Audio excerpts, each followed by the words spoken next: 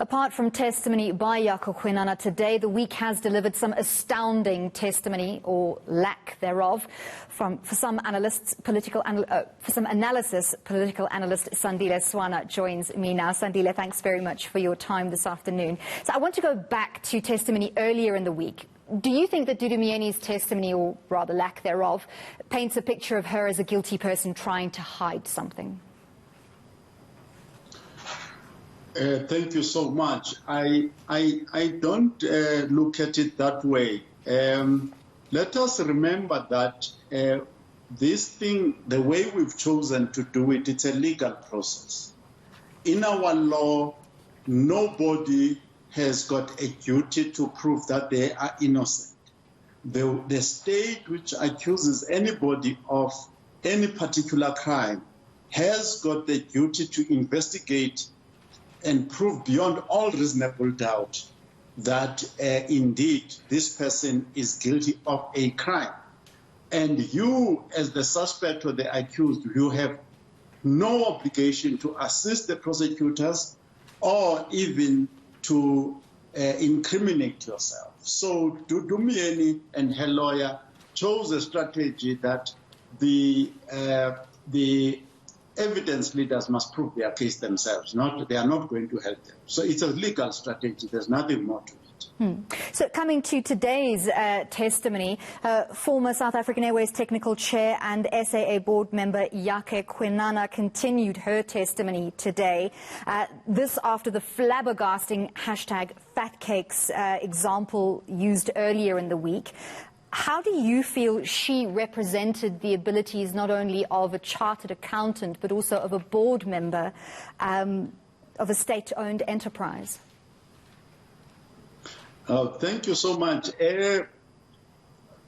First of all, let's talk about her lawyer's strategy. Her lawyer's strategy for now, and they've been consistent in it, is to engage everything that is thrown at them. This is not yet the trial. So perhaps I'm not a legal strategist, but it's perhaps practicing. But I think your viewers have got to be aware that unless you are a very experienced litigator and an experienced criminal yourself, when you are being cross-examined by these advocates, you can lose control of your faculties at a certain point. And yes, earlier on, Yakhe didn't handle the matters very well, but I looked again today. She seemed to be much better composed today, and I'm hoping that by the time she goes to trial, she'll be much stronger and much more sober to answer more precisely and accurately. Continuing with that theme, Mrs. Kwinana has asked Justice Zondo during her testimony today not to question her competence as a chartered accountant or as a board member. This, while all the actions she has undertaken, which have come into question at the Commission, were performed in her professional capacity. So she's clearly worried about her future employability. But essentially, she's asking to be absolved of any professional culpability on this forum. Do you think that's fair?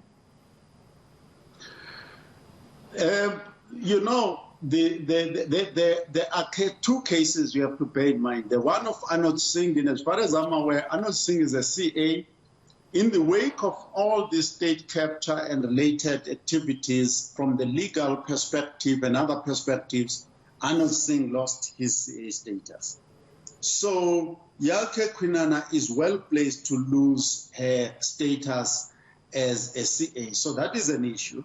The other one is that the same Dudumieni has lost her status as a director. She is for at least for 7 years or something like that, if I read the Companies Act correctly. She cannot be a director. So, and both of those possibilities face Yakhe Kwinana. So and her job in terms of our constitution is to make sure that she protects herself against criminal charges. She protects herself against losing her status as a CA and as a director. And let me add this point, that up until now, and for many years, and I have not really met anybody or heard anybody seriously discussing the fact that Yakhe Kwinana is technically incompetent, that she cannot audit books, she cannot balance books. That is not the issue here. The issue is whether, as a leader, she has the moral competency to look after the assets of this nation, to look after the assets moral, regardless of technical skill. It's like a competent doctor who is immoral. That issue has got to be addressed and not be confused with technical competency. And in South Africa, overall, across the board, in the corporate world and in government, we lack moral competence. It's lacking. The Commission often gets bogged down with very detailed questioning for hours on end, which we saw again today, and sometimes it can get overwhelming for those involved and for those viewing the process. How do you think, in your capacity as a political analyst, how do you think the Commission is faring with joining the dots and showing South Africans the bigger picture in relation specifically to state capture and corruption? The Commission is doing a very good job. You must remember that there are at least two duties that the Commission has. One, it is to color in the broad outline that we all have had for many years, that the state and the state-owned corporations, as well as the private sector, in all of their dealings, they are generally corrupt.